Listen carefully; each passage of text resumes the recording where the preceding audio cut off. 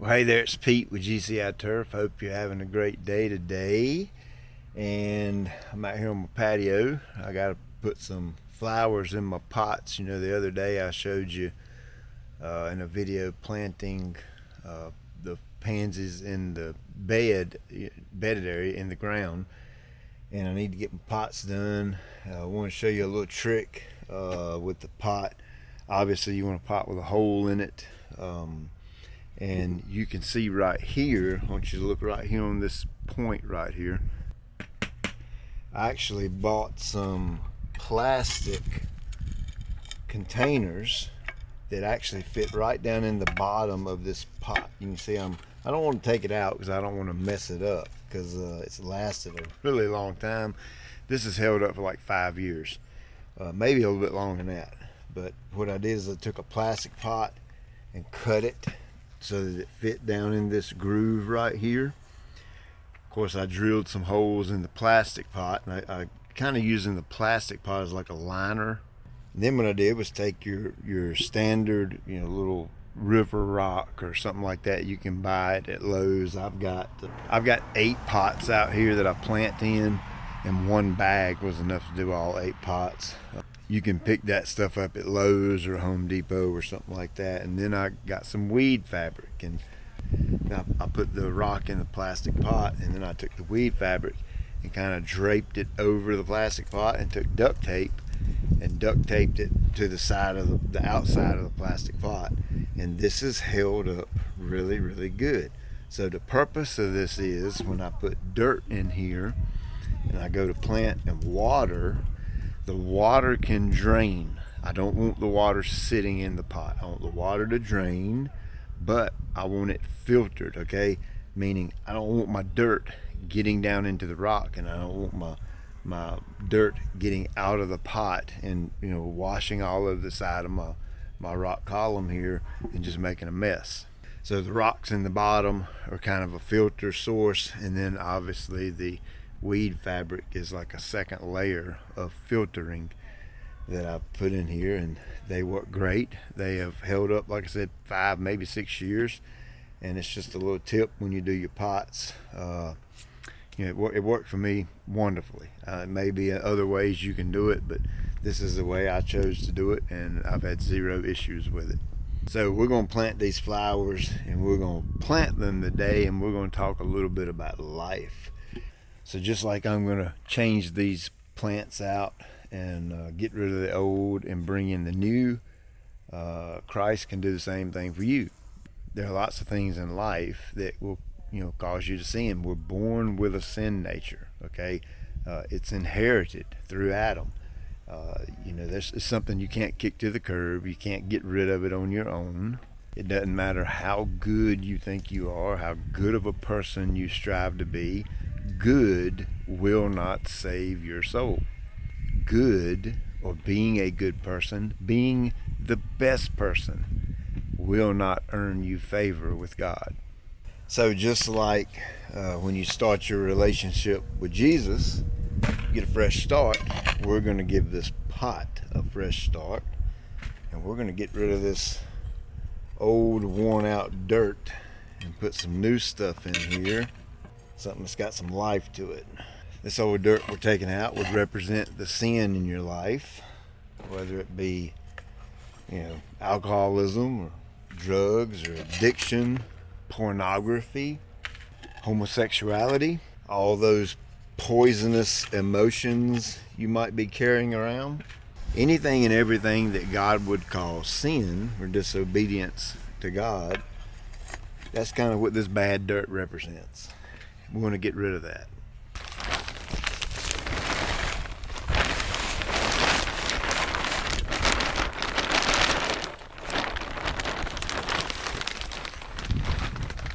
The Bible says that for all have sinned and fall short of the glory of God. The Bible also says that the wages of sin is death. For God so loved the world that he gave his one and only begotten Son, that whosoever believes in him should not perish but have eternal life. That is a promise that if you put your faith and your trust in Jesus Christ, you repent of your sin, he will save your soul. And like I said earlier, good won't do it for you. You just can't be good enough to meet God's holy and righteous standards. Jesus said, I am the way, the truth, and the life, and no one will come to the Father except through me. So you'd have to believe that Jesus is the biggest liar in the history of mankind, or he's telling the truth. That decision is going to be up to you. So let's say that you have made that decision to follow Christ. You have repented of your sin, meaning if you're an alcoholic, you give up drinking. If you have an addiction to drugs, you give up drugs and you repent of that. If you're hooked on pornography and you like looking at naked girls or naked women on the internet, and then you repent of that, and meaning you no longer do it. You turn from your wicked ways. See, trusting in Jesus and getting saved just doesn't mean, oh, I've said some magic words and now I belong to Jesus. You also need a life change, meaning you're going to live a life that is in thankfulness and gratefulness to a Savior that has just saved your soul. Therefore, you are going to want to turn from this wickedness. You're going to want to repent. You're going to want to not do those things you used to do in the past. And when all that happens in your life and it's, playing out in your life, guess what? You end up with a brand new life that God gave you. Just like this pot right here. It went from looking all yucky and shabby and dirty and nasty, and now look at it. It's nice and pretty, full of color, full of life. Now I'm going to show you how to grow these plants. These are brand new baby plants, just like you would be a babe in Christ. You're going to need to nurture these, just like you're going to need to nurture your mind, your soul, your heart, so that you grow in the Lord. This is N, P, and K, nitrogen, phosphorus, and potassium. These are the three main things that your plant needs to grow and to flourish and mature. And if you are a new believer in Christ, I'm going to show you 3 good things you need to be doing so that you mature in your walk with Jesus. So your nitrogen, that's green and grow. It's going to give the plant color. It's going to help the plant to grow and become physically bigger in size. You also need to grow in your walk with the Lord. The only way you can really do that is through knowledge, meaning you need to know what God expects of you to do with your life. You're only going to know that by reading God's Word, the Bible. Yes, you can go to church. I'm there all the time. But you need a personal interaction with the Bible on a daily basis. Well, Pete, I don't like to read. Well, I don't like to read either. Matter of fact, I don't read the Bible. I actually have the Bible read to me. I've got an app on my phone that actually reads the Bible to me. And we do it every single morning on my way to work. When it's quiet, it's peaceful, no one's bothering me. It's just me, Jesus, and the Word. So how in the world are you ever going to know how to live your life if you don't know what God says about how to live your life? So make sure you get in God's Word and read it. Phosphorus, that's going to help with your root development and kind of get things jump started and going. I look at that like prayer. Praying is basically I'm having a conversation with God. That conversation could include other people, where maybe you're praying for other people or with other people, or it could just be you and Jesus. Without an open line of communication with the Lord, it's hard to have a real tight-knit relationship with the Lord. I pray while I'm on my Ventrac. I pray while I'm out here mowing the grass. I pray while I'm riding down the road in the truck. I pray while I'm out here fertilizing the yard. I was praying for you watching this video earlier that God would be speaking to you while I'm making this video. There are other believers watching this video right now praying for you. So again, prayer is just an open line of communication with Jesus. There's one last thing these plants need, and that is water. Without water, it's not going to grow. Now, I made these pots in such a way to where they drain. I don't want the roots of the plant submerged in water nonstop. Now, obviously, I don't want them to dry out It's a happy median in there, somewhere in between. We call it moist or damp. I really can't give you a number of minutes to water or how often. It's all weather related. If it gets hotter, you water them more. If it's cooler, you water them less. At the end of the day, you want the ground to stay moist. Jesus is the living water, and he's the water that gives you eternal life. Again, Jesus said it.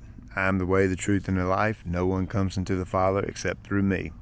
And just like this water is going to give these plants everything it needs, you need to be a giver. That is a commandment that God has given us. It is more blessed to give than to receive. God said to bring your tithe into the storehouse. And I'm not just talking about your money. I'm talking about your time, your effort, your talent, the way you can help other people. All these are things that pleases God when you put it into action in your life. But God loves a cheerful giver, and speaking about money, that's a pretty big deal. God knows what money is in this world. Greed, envy, there's all kind of, sin that comes along with money. One of the most misquoted scriptures in the Bible is money is the root of all evil. Well, that's actually not what the scripture says. It says, for the love of money is the root of all kinds of evil. Meaning, if you love your money more than you love Jesus, it can potentially take you down a road and lead you to evil things. If you spend your money on pornography, that leads to more sin. If you spend your money on dope and you get high all the time, that money is used for evil. But money can also be used for good. You see a whole lot of good in the world through the use of money. So no, money is not the root of all evil, but it can be if you let it. And God knew this. And so, it's not necessarily just a giving thing, it's an obedience thing. So just like this pot right here has fresh dirt, fresh life in it, we've given it some food. We're going to keep it watered and nurtured so it'll grow. Just like when you become a child of God, you will need to give, you'll want to pray, and you'll want to read your Bible. Not to mention, you'll definitely want to get into a good, strong, Bible-teaching, Bible-believing church. So, hey, I hope this video has helped you, both with how to plant flowers, and hopefully it has shed some new light on God's grace and mercy. As always, I appreciate you taking time out of your day to watch. I'll check you later.